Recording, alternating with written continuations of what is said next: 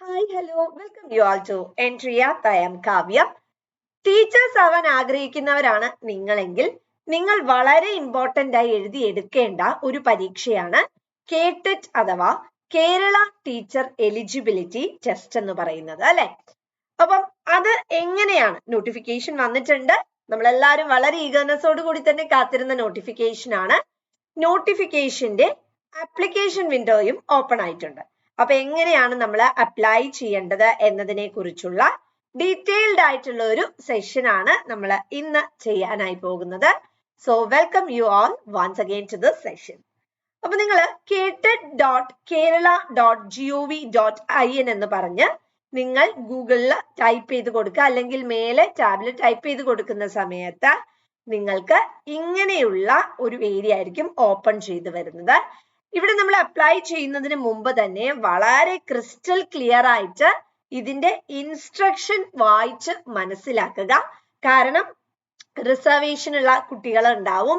അതേപോലെ തന്നെ നിങ്ങൾക്ക് വളരെ ഇമ്പോർട്ടന്റ് ആയി ഫോട്ടോയുടെ ഏരിയയിൽ ഇൻസ്ട്രക്ഷൻ ഉണ്ട്.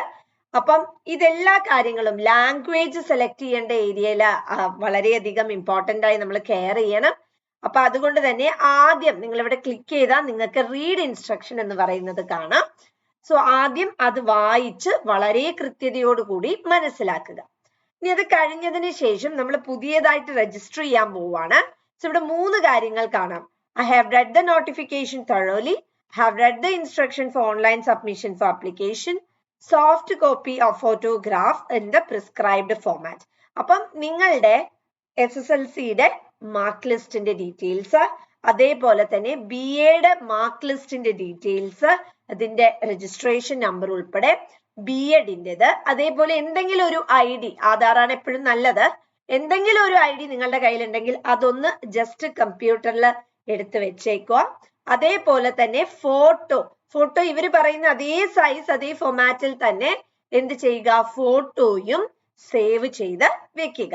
ഓക്കെ, ഇനി നമ്മൾ എന്ത് ചെയ്യുക, ആദ്യം ഇതില് ക്ലിക്ക് ചെയ്യുക.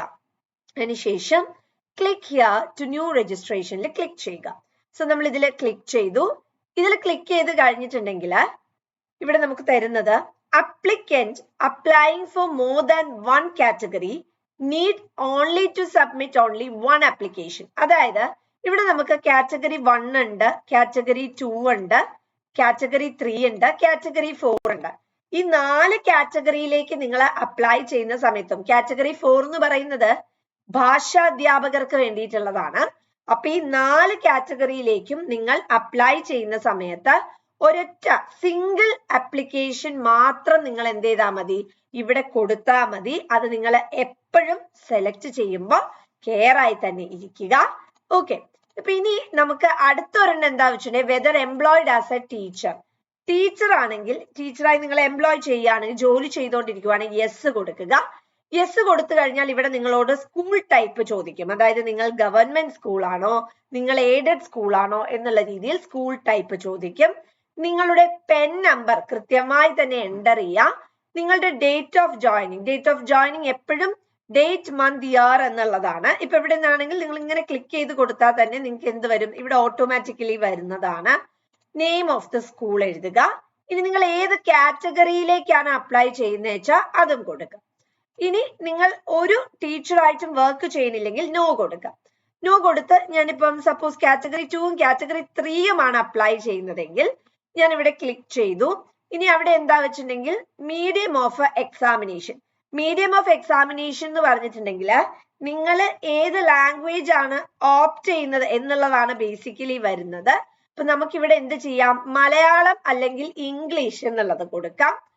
പാർട്ട് 2 ലാംഗ്വേജ് എന്ന് പറഞ്ഞാൽ നിങ്ങൾ ഏത് ലാംഗ്വേജ് ആണ് ചൂസ് ചെയ്യുന്നത് എന്നുള്ളതാണ് പാർട്ട് 2 ലാംഗ്വേജിൽ ബേസിക്കലി വരുന്നത്. അപ്പം നമുക്ക് 2 ലാംഗ്വേജ് കാറ്റഗറി 2ലേക്ക് പ്രവേശിക്കുമ്പോൾ 2 ലാംഗ്വേജസ് ആണ് അവൈലബിൾ ആയിട്ടുള്ളത്. അപ്പൊ അതില് ബേസിക് ആയിട്ട്, അതായത് category 2 2 language in the sense ഇവിടെ പാർട്ട് 2 മലയാളം ഉണ്ട്, തമിഴ് ഉണ്ട്, കന്നഡ ഉണ്ട്, ഇംഗ്ലീഷ് ഉണ്ട്. ഏത് വേണമെങ്കിലും നിങ്ങൾക്ക് സെലക്ട് ചെയ്യാം. ഞാനിപ്പോ ഇവിടെ ഇംഗ്ലീഷ് സെലക്ട് ചെയ്യാണ്. പാർട്ട് 2 കാറ്റഗറി 2 പാർട്ട് 2 സെലക്ട് ചെയ്യുമ്പോൾ നിങ്ങൾ ഗ്രാമർ പാർട്ടിൽ സ്ട്രോങ് ആയിട്ടുള്ളത് ഏതാണോ അത് രണ്ടാമത്തെ ലാംഗ്വേജ് ആയി സെലക്ട് ചെയ്യുന്നതാണ് നല്ലത്. ഇനി ബേസിക്കലി എന്താ വെച്ചാൽ ഇവിടെ എലിമെന്റ്സ് ഓഫ് ലാംഗ്വേജ് പാർട്ട് 3 ഞാനിവിടെ മലയാളമാണ് സെലക്ട് ചെയ്യുന്നത്. നിങ്ങൾക്ക് ഇഷ്ടപ്പെട്ട ലാംഗ്വേജ് നിങ്ങൾക്ക് സെലക്ട് ചെയ്യാം. തിരിച്ചും നിങ്ങൾക്ക് സെലക്ട് ചെയ്യാം. ഇവിടെ മലയാളം സെലക്ട് ചെയ്ത് അവിടെ ഇംഗ്ലീഷ് സെലക്ട് ചെയ്താലും മിസ്റ്റേക്ക് ഇല്ല. ഇനി മിനിമം ക്വാളിഫിക്കേഷൻ ഇവിടെ നിങ്ങൾക്ക് graduation TTC DEd DLed graduation and BEd higher bar senior secondary and 4-year bachelor in elementary education higher bar senior secondary and BA BEd bar BSc Ed അതേപോലെ doing final year മൂന്നാമത്തെയോ നാലാമത്തെയോ സെമസ്റ്ററിലാണ് നിങ്ങൾ പഠിക്കുന്നതെങ്കിൽ അപ്പോഴും നിങ്ങൾക്ക് കേജറ്റ് എഴുതാവുന്നതാണ്.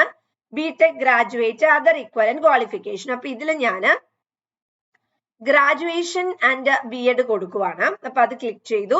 അപ്പൊ നിങ്ങൾക്ക് ഇങ്ങനെ ഒരു ഏരിയ കാണാം. ഇതിന്റെ അകത്ത് നിങ്ങളുടെ രജിസ്ട്രേഷൻ നമ്പർ അടിച്ചു കൊടുക്കുക. ഞാനിപ്പോ ഒരു കുട്ടിയുടെ രജിസ്ട്രേഷൻ നമ്പർ അടിച്ചു കൊടുക്കുകയാണ്. രജിസ്ട്രേഷൻ നമ്പർ അടിച്ചു കൊടുത്തിട്ടുണ്ട്. ഇനി യൂണിവേഴ്സിറ്റി ഓഫ് ബോർഡ് ആദ്യം യൂണിവേഴ്സിറ്റി ഓഫ് എന്ന് പറഞ്ഞ് ടൈപ്പ് ചെയ്യാം. ഡ്രോപ്പ് ഡൗൺ ഒന്നും വരുന്നല്ല. ഇൻസ്റ്റിറ്റ്യൂഷന്റെ പേര് എഴുതുക.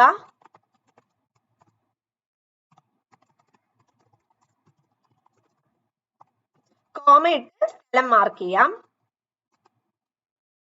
ഏത് വർഷമാണ് നിങ്ങൾ പാസ് ആയത് എന്നുള്ളത് മാർക്ക് ചെയ്യുക. പെർസെന്റേജ് ഓഫ് മാർക്ക് നിങ്ങൾക്ക് ഇവിടെ എൻ്റർ ചെയ്യാനായിട്ട് കാണിക്കുന്നതല്ല. BEdന്റെ നിങ്ങളുടെ നമ്പർ എൻ്റർ ചെയ്യുക കഴിഞ്ഞവരാണെങ്കിൽ.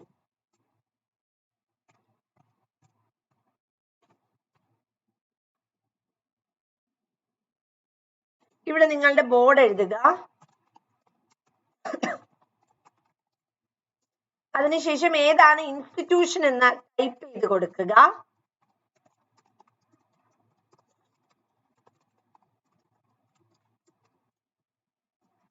അതിനുശേഷം ഇയർ ഓഫ് പാസിംഗ് കൊടുക്കുക. ഇവിടെ പെർസെന്റേജ് ഓഫ് മാർക്ക് എൻ്റർ ചെയ്യുക. അതിനുശേഷം ഇപ്പൊ നിങ്ങൾ കാറ്റഗറി 2 എന്ന് പറയുന്നത് കംപ്ലീറ്റ് ചെയ്തു. ഞാൻ പറഞ്ഞു നിങ്ങൾ 2 കാറ്റഗറിയിലേക്കാണ് അപ്ലൈ ചെയ്യുന്നതെങ്കിൽ സെപ്പറേറ്റ് ആയിട്ട് അപ്ലിക്കേഷൻ സബ്മിറ്റ് ചെയ്യണ്ട. ഒരേ ഫോമിൽ തന്നെ ഇപ്പൊ കാറ്റഗറി 1, കാറ്റഗറി 2, കാറ്റഗറി 3, കാറ്റഗറി 4 ഇങ്ങനെ ഒരുമിച്ചാണ് കാണാൻ സാധിക്കുന്നത്. ഇപ്പൊ 2ഉം 3ഉം ആണ് നമ്മൾ അപ്ലൈ ചെയ്യുന്നത്. അപ്പൊ 2നും 3നും നമ്മൾ അപ്ലൈ ചെയ്യുമ്പോൾ ഒരുമിച്ച് തന്നെ നിങ്ങൾക്ക് അപ്ലൈ ചെയ്യാം. മീഡിയം ഓഫ് ഇൻസ്ട്രക്ഷൻ ഇത് ഏതിലാണ് നിങ്ങളുടെ ആക്ച്വലി നിങ്ങളുടെ ആ ഒരു ഓപ്ഷണൽ ലാംഗ്വേജ് ആണ് ആക്ച്വലി കാറ്റഗറി 3യിൽ ഇവിടെ സൂചിപ്പിക്കുന്നത്. അപ്പം ഇവിടെ നിങ്ങൾക്ക് ഏതാണോ ഓപ്റ്റ് ചെയ്യേണ്ടത്, ഞാനിവിടെ മലയാളമാണ് എടുത്തിരിക്കുന്നത്.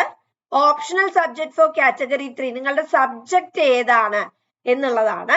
ഞാനിവിടെ ഒരു സബ്ജക്ട് സെലക്ട് ചെയ്തിട്ടുണ്ട്. ഇനി മിനിമം ക്വാളിഫിക്കേഷൻ ഏതാണ് നിങ്ങളുടെ ക്വാളിഫിക്കേഷൻ, ഏതിനാണ് നിങ്ങൾക്ക് കൊടുക്കാൻ താല്പര്യമുള്ളത് വെച്ചിട്ടുണ്ടെങ്കിൽ അത് എൻ്റർ ചെയ്യുക. അതിന്റെ ഡീറ്റെയിൽസും കൊടുക്കുക. ഇങ്ങനെയാണ് കാറ്റഗറി 3യെ സംബന്ധിച്ചിടത്തോളം നിങ്ങൾ ചെയ്യേണ്ടത്. ഇപ്പൊ കാറ്റഗറി 2 കഴിഞ്ഞു. കാറ്റഗറി 2 ആണ് ഇപ്പൊ ഞാനൊന്ന് നിങ്ങൾക്ക് ചെയ്ത് കാണിക്കുന്നത്. നമ്മൾ ഇതെല്ലാം ഫിൽ ചെയ്തു. അത് കഴിഞ്ഞതിന് ശേഷം നിങ്ങളുടെ ബേസിക് ആയിട്ടുള്ള details, educational district selected as the exam centre, ഞാനിപ്പോ ഇവിടെ ഒരു ഡിസ്ട്രിക്ട് സെലക്ട് ചെയ്ത് കൊടുത്തിട്ടുണ്ട്. Name of the candidate as in the SSLC certificate, നിങ്ങളുടെ SSLC സർട്ടിഫിക്കറ്റിൽ എങ്ങനെയാണോ നിങ്ങളുടെ പേരുള്ളത് അതുപോലെ തന്നെ വേണം ഇവിടെ എൻ്റർ ചെയ്യാൻ. കാരണം ഒരു വെരിഫിക്കേഷൻ ടൈമിൽ അത് ക്രോസ് ചെക്ക് ചെയ്യും. ഇനി സപ്പോസ് ഗസറ്റിൽ എങ്ങാനും കൊടുത്ത് നിങ്ങളുടെ പേര് മാറ്റിയിട്ടുണ്ടെങ്കിൽ നിങ്ങൾ ഗസറ്റ് സർട്ടിഫിക്കറ്റും എന്ത് ചെയ്യണം, ആ ഒരു നിങ്ങൾ പാസ്സായി കഴിഞ്ഞ് വെരിഫിക്കേഷൻ ടൈമിൽ കൂടെ കൊണ്ടുപോകേണ്ടതാണ്. അത് വളരെയധികം കമ്പൽസറി ആണ്. ഞാൻ ഇവിടെ പേര് എൻ്റർ ചെയ്ത് കൊടുക്കുവാണ്. ഇനി ഇവിടെ നമ്മൾ ജെൻഡർ കൊടുത്തു. അതിനുശേഷം ഇവിടെ ഡേറ്റ് ഓഫ് ബർത്ത് ചോദിക്കുന്നുണ്ട്. Date of birth date, month, year അങ്ങനെയാണ് വരുന്നത്. അപ്പൊ വളരെ കൃത്യമായി തന്നെ നിങ്ങൾ അത് ചെയ്യുമ്പോൾ തന്നെ നിങ്ങൾക്ക് ഇവിടെ കലണ്ടർ കാണാൻ പറ്റും. അതിൽ ഒരു ക്ലിക്ക് അടിച്ചിട്ടുണ്ടെങ്കിൽ നമുക്ക് കാണാം date of birth must be in date, month, year format. Okay, അപ്പം അതിൽ നമ്മൾ ക്ലിക്ക് അടിക്കുന്നു. അപ്പൊ ഓൾറെഡി ഓട്ടോമാറ്റിക്കലി തന്നെ അത് അവിടെ വരുന്നുണ്ട്. അതിനുശേഷം നമ്മൾ എന്ത് ചെയ്യുക, നെയിം ഓഫ് ഫാദർ ബാ ഗാർഡിയൻ എല്ലാം ക്യാപിറ്റൽ ലെറ്ററിൽ തന്നെ ടൈപ്പ് ചെയ്യുക. ഞാൻ കൊടുത്തു. ഇനി റിലീജിയൻ ആണ്. റിലീജിയന്റെ ഏരിയയിലേക്ക് പോകുമ്പോൾ നമ്മളത് കൊടുത്തു. ഇനി കാറ്റഗറി കൊടുക്കുക. അതിനുശേഷം കാസ്റ്റ് നിങ്ങൾ തന്നെ ടൈപ്പ് ചെയ്യണം. ഫിസിക്കൽ സ്റ്റാറ്റസ് ചോദിക്കുന്നുണ്ട്, അപ്പൊ നോർമൽ കൊടുത്താൽ മതി. അപ്പൊ നോർമൽ കൊടുക്കുമ്പോൾ തന്നെ നമ്മുടെ എക്സാമിനേഷൻ ഫീസ് ഇവിടെ കാണിക്കുന്നുണ്ട് 500 രൂപ. ജനറൽ കാൻഡിഡേറ്റ് ആണെങ്കിൽ 500 രൂപയാണ് ഫീസ് ആയിട്ട് കാണിക്കുന്നത്. നമുക്കിങ്ങനെ ഓരോന്നിനും ഉണ്ട്. ഇതാ നിങ്ങൾക്ക് OBC ആണെങ്കിൽ 500 തന്നെയാണ് കാണിക്കുന്നത്. ഇനി OEC വിഭാഗം, ഇങ്ങനെ ഓരോരുത്തർക്കും ബേസിക് ആയിട്ട് ഫീ പേയ്മെന്റ് നിങ്ങൾ അത് സെലക്ട് ചെയ്യുമ്പോൾ തന്നെ നിങ്ങൾക്ക് കാണാവുന്നതാണ്. അപ്പൊ അത് കഴിഞ്ഞു. ഫിസിക്കൽ സ്റ്റാറ്റസ് ചോദിക്കുന്നുണ്ട്. അപ്പൊ നിങ്ങൾക്ക് വേറെ കുഴപ്പങ്ങളൊന്നും ഇല്ല. അതായത് ഡിഫറെന്റ്ലി ഏബിൾഡ് അതേഴ്സ് അങ്ങനെയുണ്ട്. നോർമൽ അങ്ങനെ ചോദിക്കുന്നുണ്ട്. നോർമൽ ആണെങ്കിൽ നോർമലിൽ ക്ലിക്ക് ചെയ്യുക. അതിനുശേഷം address to which communication is to be send, നമ്മുടെ അഡ്രസ് അടിച്ചു കൊടുക്കുക. അഡ്രസ് അടിച്ചു കൊടുത്തതിന് ശേഷം നിങ്ങൾക്ക് ഇവിടെ ലാൻഡ് ഫോൺ നമ്പർ ഉണ്ടെങ്കിൽ ലാൻഡ് ഫോൺ നമ്പർ എൻ്റർ ചെയ്യുക. അടുത്തത് മൊബൈൽ ഫോൺ നമ്പർ ചോദിക്കുന്നുണ്ട്. ഇവിടെ അഡ്രസ് അടിച്ചു കൊടുക്കുക.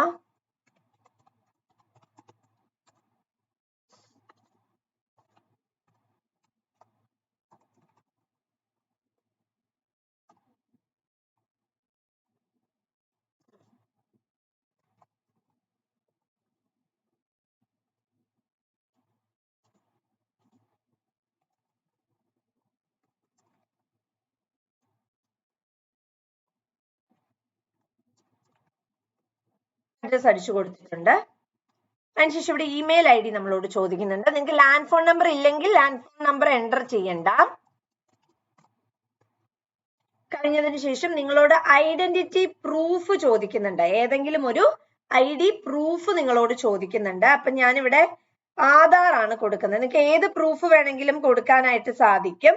അപ്പൊ ഞാനിവിടെ കൊടുക്കുന്നത് ആധാർ ആണ്. നിങ്ങൾക്ക് ഇവിടെ വോട്ടേഴ്സ് ID ഉണ്ട്, അതേപോലെ പാസ്പോർട്ട് ഉണ്ട്, അതേപോലെ തന്നെ നിങ്ങൾക്ക് ഡ്രൈവിംഗ് ലൈസൻസ് ഉണ്ട്, അതേപോലെ പാൻ കാർഡ്, ആധാർ കാർഡ്, അങ്ങനെ ഏത് വേണമെങ്കിലും നിങ്ങൾക്ക് ഇവിടെ കൊടുക്കാവുന്നതാണ്. അപ്പൊ ഞാനിവിടെ ആധാർ കാർഡ് ക്ലിക്ക് ചെയ്തു. ID കാർഡിന്റെ നമ്പർ ചോദിക്കുന്നുണ്ട്.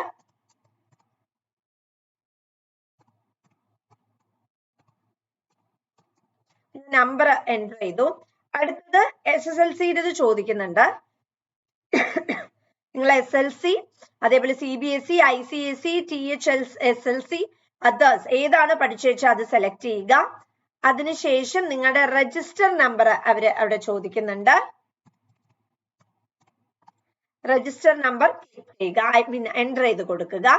അതിനുശേഷം ഏത് വർഷമാണ് നിങ്ങൾ പാസ്സായത് എന്നുള്ള ഡീറ്റെയിൽ ഒന്ന് എൻ്റർ ചെയ്ത് കൊടുക്കുക. ആ വർഷം ഒന്ന് എൻ്റർ ചെയ്യാം. ഇനി നമുക്കിവിടെ ഫോട്ടോ സെലക്ട് ചെയ്യണം. ഫോട്ടോ ചെറിയൊരു പ്രശ്നമുണ്ട്. കാരണം എന്താ വെച്ചിട്ടുണ്ടെങ്കിൽ അവർ പറയുന്നത് upload a photo having file size not less than 20 KB and not exceeding 30 KB എന്നാണ് പറയുന്നത്. സോ നിങ്ങൾ ഇത് എന്ത് ചെയ്യുക, ഇതിനനുസരിച്ച് തന്നെ എൻ്റർ ചെയ്യുക. ഫോട്ടോ അതിനനുസരിച്ച് തന്നെ നിങ്ങൾ എന്ത് ചെയ്യുക, ആഡ് ചെയ്യുക. ഫോട്ടോ എല്ലാം നിങ്ങൾ കൊടുത്ത് സക്സസ്ഫുൾ ആയി കഴിഞ്ഞാൽ ഓട്ടോമാറ്റിക്കലി നിങ്ങൾക്ക് successfully saved check your preview page എന്നുള്ളത് കാണാം. അവിടെ നിങ്ങൾ ക്ലിക്ക് ചെയ്ത് കഴിഞ്ഞാൽ നിങ്ങളുടെ ഡീറ്റെയിൽസ് എല്ലാം ആണ് ഇവിടെ കാണാൻ സാധിക്കുക. സോ നിങ്ങൾക്ക് ഇവിടെ എഡിറ്റ് യുവർ ആപ്ലിക്കേഷൻ എന്നുള്ള ഓപ്ഷൻ ഉണ്ട്, ഫൈനൽ സബ്മിഷൻ ഉണ്ട്. സോ നിങ്ങൾക്ക് ഇവിടെ ഫൈനൽ സബ്മിഷൻ എന്നുള്ള ലിങ്കിൽ ക്ലിക്ക് ചെയ്യുക. ഓട്ടോമാറ്റിക്കലി നിങ്ങളുടെ ആ ഡീറ്റെയിൽസ് എല്ലാം നിങ്ങൾക്ക് അവിടെ വീണ്ടും റിവ്യൂ ചെയ്യാനായി സാധിക്കും, പ്രിന്റ് എടുക്കാൻ സാധിക്കും. സോ ആ പ്രിന്റ് എടുക്കാൻ സാധിക്കുന്നത് നിങ്ങൾ കൃത്യമായി തന്നെ എന്ത് ചെയ്യുക, ഡൗൺലോഡ് ചെയ്ത് കയ്യിൽ വെക്കുക. Next one click here to proceed for the payment ആണ്. അതിൽ ക്ലിക്ക് ചെയ്യുക. അപ്പൊ അതിൽ ക്ലിക്ക് ചെയ്ത് കഴിഞ്ഞാൽ automatically you will be directed on to another page. അവിടെ നിങ്ങൾക്ക് ഡീറ്റെയിൽഡ് ആയിട്ട് ഏത് ഓപ്ഷൻ ഉപയോഗിച്ചുകൊണ്ടാണ് നിങ്ങൾ പേയ്മെന്റ് ചെയ്യേണ്ടത് എന്നതിനെ കുറിച്ചും അവൈലബിൾ ആണ്. സോ ഇത്രയുമാണ് നിങ്ങൾക്ക് കേറ്ററ്റ് അപ്ലൈ ചെയ്യാനുള്ള വേണ്ട കാര്യങ്ങൾ, അല്ലെങ്കിൽ ഇത്രയും പ്രൊസീഡിങ്സ് അല്ലെങ്കിൽ ഇത്രയും സ്റ്റെപ്പുകളാണ് നിങ്ങൾ ഫോളോ ചെയ്യേണ്ടത്. സോ എല്ലാവർക്കും വ്യക്തമാണെന്ന് പ്രതീക്ഷിക്കുന്നു. ഇന്ന് അധ്യാപകരാവാൻ നമ്മളെ ഏറ്റവും ഇമ്പോർട്ടന്റ് ആയിട്ടുള്ള ഒരു ക്വാളിഫിക്കേഷൻ ആണ് കേറ്ററ്റ്. അപ്പൊ അത് നേടാനായി എല്ലാവർക്കും സാധിക്കട്ടെ എന്ന് ആത്മാർത്ഥപരമായി ആശംസിക്കുന്നു. Thank you all.